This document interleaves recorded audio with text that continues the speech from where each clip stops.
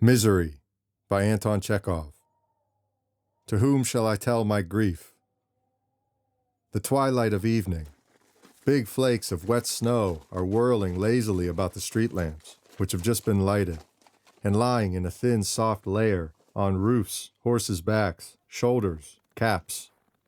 Iona Potapov, the sledge driver, is all white like a ghost. He sits on the box without stirring, bent as double as the living body can be bent. If a regular snowdrift fell on him, it seems as though even he would not think it necessary to shake it off. His little mare is white and motionless too. Her stillness, the angularity of her lines, and the stick-like straightness of her legs make her look like a half-penny gingerbread horse. She is probably lost in thought.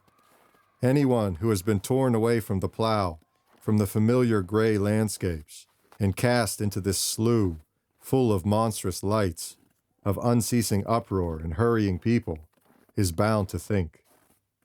It is a long time since Iona and his nag have budged. They came out of the yard before dinner time, and not a single fare yet. But now the shades of evening are falling on the town. The pale light of the street lamp changes to a vivid color, and the bustle of the street grows noisier. "Sledge to Vyborskaya," Iona hears. "Sledge!"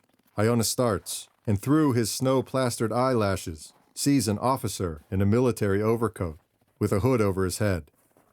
"To Vyborskaya," repeats the officer. "Are you asleep? To Vyborskaya." In token of assent, Iona gives a tug at the reins, which sends cakes of snow flying from the horse's back and shoulders. The officer gets into the sledge. The sledge driver clicks to the horse, cranes his neck like a swan, rises in the seat, and more from habit than necessity, brandishes his whip. The mare cranes her neck too, crooks her little stick-like legs, and hesitatingly sets off. "Where are you shoving, you devil?" Iona immediately hears shouts from the dark mass, shifting to and fro before him. "Where the devil are you going? Keep to the right!" "You don't know how to drive. Keep to the right," says the officer angrily. A coachman driving a carriage swears at him. A pedestrian crossing the road and brushing the horse's nose with his shoulder looks at him angrily and shakes the snow off his sleeve. Iona fidgets on the box as though he were sitting on thorns, jerks his elbows, and turns his eyes about like one possessed, as though he did not know where he was or why he was there. "What rascals they all are," says the officer jocosely. "They are simply doing their best to run up against you or fall under the horse's feet. They must be doing it on purpose." Iona looks at his fare and moves his lips. Apparently he means to say something, but nothing comes but a sniff. "What?" inquires the officer. Iona gives a wry smile, and straining his throat brings out huskily, My son died this week. What did he die of?" Iona turns his whole body round to his fare and says, "Who can tell? It must have been from fever. He lay 3 days in the hospital, and then he died. God's will." "Turn round, you devil!" comes out of the darkness. "Have you gone cracked, you old dog? Watch where you're going." Drive on, says the officer. "We won't get there till tomorrow going on like this. Hurry up." The sledge driver cranes his neck again, rises in his seat, and with heavy grace swings his whip. Several times he looks round at the officer, but the latter keeps his eyes shut and is apparently disinclined to listen. Putting his fare down at Vyborskaya, Iona stops by a restaurant and again sits huddled up on the box. Again, the wet snow paints him and his horse white. 1 hour passes, then another. 3 young men, 2 tall and thin, 1 short and hunchbacked, came up, railing against each other and loudly stamping on the pavement with their galoshes. "Cabby, to the police bridge!" the hunchback cries in a cracked voice. "The 3 of us, 20 kopecks!" Iona tugs at the reins and clicks to his horse. 20 kopecks is not a fair price, but he has no thoughts for that. Whether it is a ruble or whether it is 5 kopecks does not matter to him now, so long as he has a fare. The 3 young men, shoving each other and using bad language, go up to the sledge, and all 3 try to sit down at once. The question remains to be settled. Which are to sit down and which one is to stand? After a long altercation, ill temper and abuse, they come to the conclusion that the hunchback must stand because he is the shortest. "Well, drive on," says the hunchback in his cracked voice, settling himself and breathing down Iona's neck. "Cut along? What a cap you've got, my friend. You wouldn't find a worse one in all Petersburg." "Ha ha," laughs Iona. "It's nothing to boast of." "Well then, nothing to boast of. Drive on. Are you going to drive like this all the way? Huh? Shall I give you one in the neck?" "My head aches," said one of the tall ones. "At the Dukmasovs yesterday, Vaska and I drank 4 bottles of brandy between us." "I can't understand why you talk such nonsense," says the other tall one angrily. "You lie like a brute."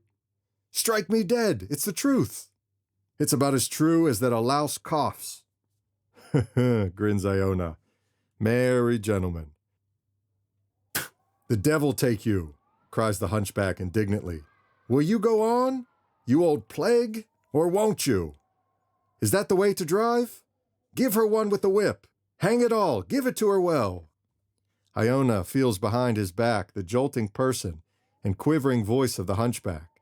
He hears abuse addressed to him. He sees people, and the feeling of loneliness begins little by little to be less heavy on his heart. The hunchback swears at him till he chokes over some elaborately whimsical string of epithets and is overpowered by his cough. His tall companions begin talking of a certain Nadyezhda Petrova. Iona looks round at them, waiting till there is a brief pause. He looks round once more and says, "This week, my son died." We shall all die," says the hunchback with a sigh, wiping his lips after coughing. "Come, drive on, drive on.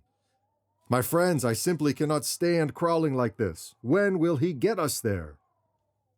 "Well, you give him a little encouragement. One in the neck. Do you hear, you old plague? I'll make you jump. If one is too respectful with fellows like you, may as well walk. Do you hear, you old dragon? Or don't you care a hang what we say?" And Iona hears rather than feels a slap on the back of his neck. He laughs. "Merry gentlemen. God give you health." "Cabman, are you married?" says one of the tall ones. "I? Merry gentlemen. The only wife for me now is the damp earth. The grave, that is. Here, my son's dead, and I am alive. It's a strange thing. Death has come in at the wrong door. Instead of coming for me, it went for my son." And Iona turns round to tell them how his son died. But at that point, the hunchback gives a faint sigh and announces that, thank God, they have finally arrived. After taking his 20 kopecks, Iona gazes for a long while after the revelers, who disappear into a dark entry. Again he is alone, and again there is silence for him. The misery which has been for a brief space eased comes back again, and tears his heart more cruelly than ever. With a look of anxiety and suffering, Iona's eyes stray restlessly among the crowds, moving to and fro on both sides of the street. Can he not find among those thousands someone who will listen to him? The crowds flit by, heedless of him and his misery. His misery is immense, beyond all bounds. If Iona's heart were to burst and his misery to flow out, it would flood the whole world, it seems. But yet it is not seen. It has found a hiding place in such an insignificant shell that one would not have found it with a candle by daylight. Iona sees a house porter with a parcel and makes up his mind to address him. "What time will it be, friend?" he asks. "Going on 10. "Why have you stopped here? Drive on." Iona drives a few paces away, bends himself double, and gives himself up to his misery. He feels it is no good to appeal to people. But before 5 minutes have passed, he draws himself up, shakes his head as though he feels a sharp pain, and tugs at the reins. He can bear it no longer. Back to the yard, he thinks. To the yard. And his little mare, as though she knew his thoughts, falls to trotting. An hour and a half later, Iona is sitting by a big dirty stove. On the stove, on the floor, and on the benches are people snoring. The air is full of smells and stuffiness. Iona looks at the sleeping figures, scratches himself, and regrets that he has come home so early. I have not earned enough to pay even for the oats, he thinks. That's why I am so miserable. A man who knows how to do his work, who has had enough to eat, and whose horse has had enough to eat, is always at ease. In one of the corners, a young cabman stands up, clears his throat sleepily, and makes for the water bucket. Want a drink? Iona asks him. Seems so. May it do you good. But my son died, my friend. Do you hear? This week in the hospital. It's a queer business. Iona looks to see the effect produced by his words, but he sees nothing. The young man has covered his head over and is already asleep. The old man sighs and scratches himself. Just as the young man had been thirsty for water, he thirsts for speech. His son will soon have been dead a week, and he has not really talked to anybody yet. He wants to talk about it properly, with deliberation. He wants to tell how his son was taken ill, how he suffered, what he said before he died, how he died. He wants to describe the funeral and how he went to the hospital to get his son's clothes. He still has his daughter, Anisha, in the country, and he wants to talk about her too. Yes, he has plenty to talk about. His listener ought to sigh and exclaim and lament.